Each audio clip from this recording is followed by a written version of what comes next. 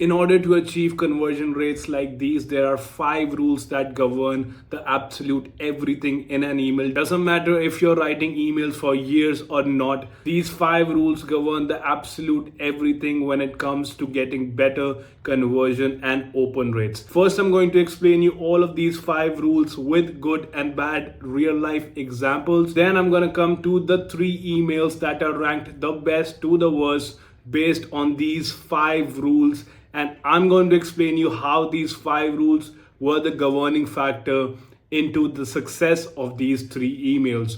Welcome to the 5th part of writing better emails using a game where you learn through practice, just like your school teachers used to teach you. Now, coming to the first rule, that's the personalization and segmentation. Now, an email have to feel very personal to the prospect. It should never feel like a mass email where everyone have received that email.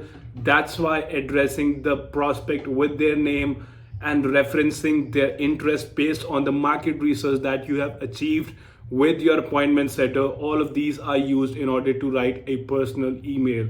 Good examples of these emails are: hi, I noticed you have been exploring our advanced copywriting course. Now, how do you know that that guy has been exploring your copywriting techniques? Because that was achieved through the market research that your appointment setter had gave you. Here's a resource tailored just for you. This is a very good first line to have because you address the person first and then you tell him what you are doing lately, so that that guy really has to figure out how the hell does he know what I've been thinking and doing lately. So this must be something that need to be addressed, that need to be seen through. A bad example would be a generic email with no personalization. Dear subscriber, check out our new product, whatever. Hey, I just launched a new product, a lot of people made money with it, you can try it too. Emails like these feel very generic and mass sent. That's why they do not work. Personalization makes the prospect feel valued, and that increases the engagement, which leads to higher conversion rates. Now, the second rule is the subject line. Obviously, your subject line is the one that's going to get the email opened. If you do not have a good subject line, there's no point in doing any email copywriting, because your email, if it doesn't get even opened, then the whole content of that email is a waste. Good example of subject line is by using curiosity. Now, as I told you in a lot of my videos, there are some emotions that are connected in the success of a sales funnel. Most of them are curiosity, urgency, and FOMO. If you can have these 3 emotions connected to your sales funnel through your headlines, through your content, through your emails, through your everything, if you can make the person feel curious, if you can make the person, if you can generate the feeling of urgency, or you can generate a FOMO within that prospect, that guy is much likely to convert through your sales funnel.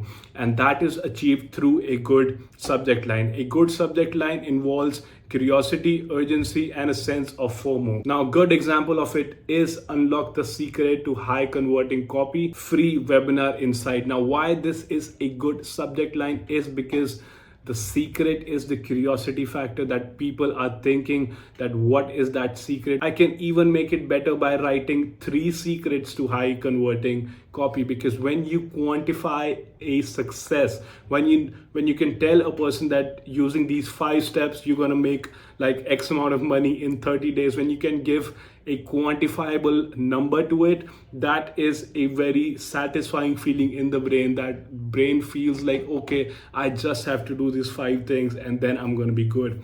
That's why quantifying it is very good. And the word secret is overused but still very effective. And a free webinar inside is the FOMO factor, where people are thinking, oh, there's a free webinar inside, a lot of people will be joining it because it's free, so I should also join it. A bad example is, you won't believe this offer. Or a bad example would be a very forced curiosity build, like, you won't believe what my student made in 3 days, or you won't believe that what I have come up with this new method that I've developed. All these are a little fakely curiosity-fied subject line. I don't even know if that's a word or not, but yes, you should avoid those kind of Subject lines. Effective subject lines are clear, concise, and relevant, encouraging prospects to open the email, avoid spammy language, and also excessive punctuations. Now, one more thing that you need to take care of is to not end up in the spam folder. If you are ending up in the spam folder, then there's no point into writing any email, because spam folders are not opened at all. And if your emails are ending up in the spam folder, there's no point in writing those. And that can be avoided by avoiding few words. There are softwares available online that would check your email for the probability of it landing in the spam folder. That's why you should use all those emails, all those softwares. And yes, once you have written like 20, 30, 40 emails, you know exactly what words to use inside those emails. Use those softwares. Do not land up in the spam folder. Now, before continuing to the last 3 rules that would govern the best success of your email copywriting campaign, I'm gonna explain you how the best, okay, and worst subject lines were written in the real life examples that I have brought here today. The first one is, guess what, question mark, develops curiosity. I found a way to make our words work harder. Now this language is very nicely written. Why? Because this is a language that you do not see every day. Your words are working for you. Where do you hear this sentence in your real life? We don't hear this sentence every day. That's why this sentence worked very nicely. I found a way is also generating FOMO, because everyone knows today that this email has been sent to a lot of people, and if I do not apply these rules, other people would, and they would get ahead of me. That's why that generates a feeling of FOMO within people, and that would help the subject line to get a good open rate. And this email had 46% open rates. That means that every 1 person out of 2 opened this email, which is very, very nice open rates. Now, guess what? I found a way to make our words work harder. This quantifies the success, because he found one way that would make you successful, that makes our brain feel very relaxed. Now, coming to the second subject line is, new course enhance your copywriting skill. Now, this does not generate any curiosity. That's why the open rates were less. That was 35%. That means 1 out of every 3 people opened this email. And there is no sense of urgency. There's no sense of FOMO. There's no sense of curiosity. That's why this subject line worked mediocre. Now, new course enhance your copywriting skills. This is a very generic subject. Now, why this even had 35% open rate is because copywriting right now is in its budding stages. Everyone wants to learn it, and that's why any email in the copywriting niche would get opened very quickly, because this is a new budding niche in the online space. That's why it got 35%. If this was in any other niche like trading, e-com, or SMMA, this would get less than 10% open rates. That's my guarantee that I am giving you today. Now, the worst subject line is always quantifying the money and not the steps to success. Earn 10K a week, make 100K a month. My student made $5,000 in a week. You can also do it. Open my email, whatever. All these subject lines are very bad. This got 20%, obviously because of the copywriting niche. If this was in any of the niches, this would have gotten less than 5% open rate. That's also my guarantee. Now, coming to the third rule, which is a clear and concise content. Now, your emails shouldn't be very long. If your emails are long, there is probability that a prospect would end up not reading it completely. And when he is half as committed in your email, there are chances that he's not going to get involved in the call to action that's involved with your email. Your main purpose of sending that email is for the prospect to do the exact call to action that you want him to do. And if your content is not concise and to the point and exactly exactly straight to the point, straight to the value, your email would not be read through. And if your email is not read through, your CTA is most likely to be not performed by the prospect. And a good example of it would be join a free webinar this Friday to learn how to craft copy that sells. Register now. Your call to action is very clear in this, your value is very clear in this is very concise. Now obviously this is not the length your email should be. Your email should be a little bit more longer than this, but if you are writing an email, that should be very concise, very straight to the point, straight to the value. The more value you provide through your email, the more likely your prospect to go through the call to action that you have linked to your email. Now bad example would be all sorts of facts, all sorts of stories. I was this when I started this. Now 2 years later, I'm doing this. My wife thinks that I'm doing this. My parents think I'm doing this. My friends thinks I'm doing this. And then I'm do that. Then I did that. Whatever. All those stories. Yes, they help you connect with the prospect a lot, but those kind of emails work when you are at the 7th or the 8th step of your sequence, not when you're at the initial 1 or 2 steps in your sequence. That's why keeping it concise matters a lot. You have to respect the viewer's time by getting straight to the value part and then straight to the call to action. Now going to the call to action, a call to action should be very direct, actionable, very easy to do, and generate curiosity and urgency. Urgency is very important in a call to action. A good example would be download your free copywriting ebook now. Now this develops urgency. A CTA should be quantifying the exact days that you would need to have that success, with an urgency factor of limited spots, with the exact thing that you're going to be getting in your if you do your call to action. That exact value plus the days that you're going to need plus how many spots are left, these 3 things compiled into a good call to action would be a good call to action. And a bad example would be obviously not following all these rules and having a very weird call to action. Get the free resources here, or get your free guide to success in copywriting here, because that is a very generic form of CTA. If you do not specify exactly what you're giving in your CTA, that would not be desired by your prospect. The 5th and the last rule is the proof. Very important. Your social proof is very, very important in your email. If you do not provide a good proof of what you're saying in the email, chances most likely are the prospect will not get ahead with the call to action. In today's world, the trust have gone down very, very much.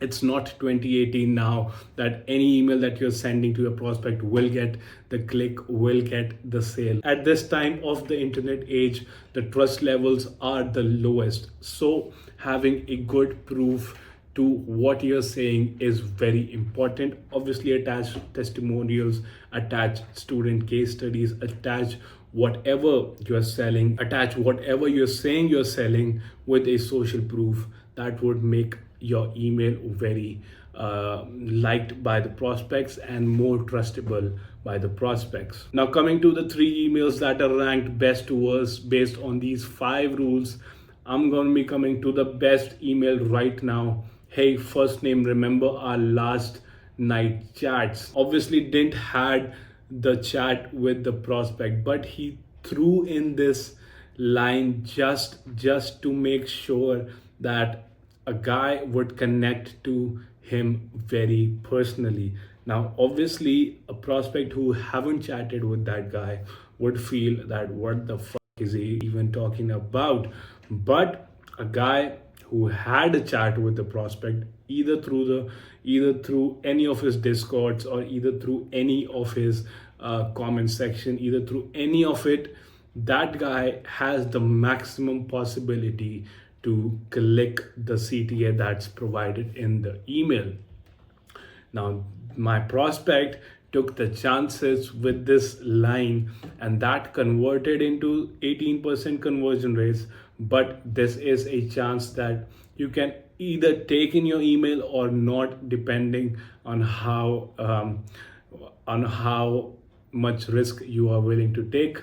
But coming to the email, remember our last night chats about turning our passion for words into something more. Very good hook to have, a very good personal feeling hook to have in your email. Well, I stumbled upon this 7-day copywriting mastery challenge. It's a boot camp but fun. 7 days, obviously quantifying the success. Copywriting mastery, you know exactly what you're getting. It's a boot camp, is just, a line to have to even elaborate it more, because a boot camp is usually 7 days long, not a whole course. Your course must be 30 days or more, but a boot camp is 7 days. That's why he threw in that line. Each day there's a quick lesson from the folks. Now, this is explaining exactly what is present inside that boot camp. There's a quick lesson from the folks who have been in the trenches, plus some hands-on stuff to try out. And the best part, there's a whole group of us cheering each other on exactly what you're going to be achieving. There's a community. There are very professional people who are going to be teaching you, and there's going to be very fun in that boot camp. I'm diving in this Monday. Fancy joining me? Let's sharpen our skills together. Here's a link to sign up. Very easily transitioning into the CTA. Very good CTA to have. This email is very personal feeling email, just like you're sending to your best friend. That's why this worked a lot better. Now, a few things that I would add here is having a urgency factor with the CTA. For example, there are only 10 spots left in the boot camp and I was the 7th person, so I'm going to tell you to do it right now. Lines like these would add urgency. There's a plane. Lines like these would make your email, make your CTA even more urgent, and that prospect would be more likely to get involved through your boot camp. This is a very nice email to have. The conversion rates were 20%, which is very big in this space, and the open rates were 50%, also very nice. Now this email had the personalization feeling, like I told you about. The subject line was very compelling and personal. The content was very clear, very crisp, exactly what you're getting, exactly what you're not getting, exactly the people that's going to be in the community, the experts, the time that's going to take, the exact CTA. The CTA was very strong, very quick, very to the point, and the proof was attached. There was an Excel sheet that was attached with this email that had every member of the last bootcamp, along with the email that they wrote at the end of the 7 days. And this was an email that was sent by a YouTuber who had a mentorship program for his copywriting niche, and it was a very great success for that guy. Coming to the second email, which is okay with 6% conversion rates, which are okay in this industry but still can be improved. I wanted to let you know about a new course available that covers various aspects of copywriting. Obviously, not a very good hook to have. It's not personal, does not generate any urgency, but it does generate curiosity. That's why it's okay. It includes lessons and exercises to help improve your skills. Getting straight to the value point, crisp and concise. That rule was followed. That's why this is in the okay category. If you're interested, click here to learn more. Now, this email is very shitty, but because it's such small email, and when you're having such small emails, chances of the prospect doing the call to action are very high. That's why this email is in the category of okay, because the clear and concise rule was followed very nicely.